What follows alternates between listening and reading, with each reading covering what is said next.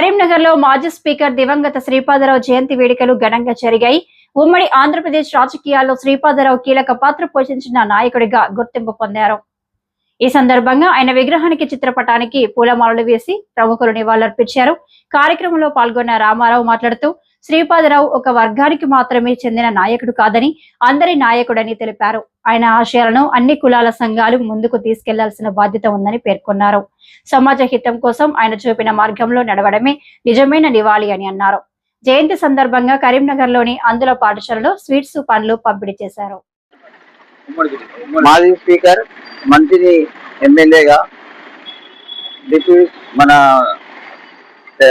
కరీంనగర్ జిల్లాలో మంచి senior శాసనసభ్యునిగా PV Narasimha Rao వారికి అనుబంధంగా వారితో అనుబంధంగా మనకు రాజకీయం ఎదిగి వారు మంచి పేరు ప్రఖ్యాతులు సంపాదించి అనుకోకుండా మన తీవ్రవాదుల చేత హత్య చేయబడ్డాడు.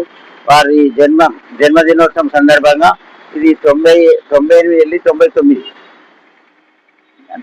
99 సంవత్సరాలు ఆయన జన్మించి ఈ సందర్భంగా వారి ఆశయాల అనుగుణంగా అన్ని కుల సంఘాలు పనిచేసి ఆయన పేరు ప్రఖ్యాతులు కాపాడాలని, అట్లనే వారి ఆత్మకు శాంతి చేకూరాలని, వారి ఆశయాల కోసం యువత ముందుకు రావాలని, అట్లనే మా బ్రాహ్మణ సంఘం తరఫున వారికి ప్రత్యేక కృతజ్ఞతలు చెప్తున్నాము.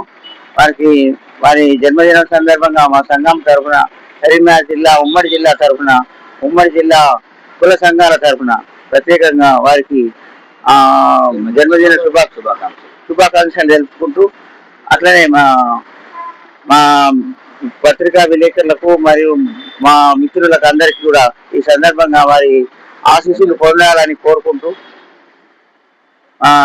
నాకు ఈ అవకాశం ఇచ్చిన మీ అందరికీ కృతజ్ఞతలు.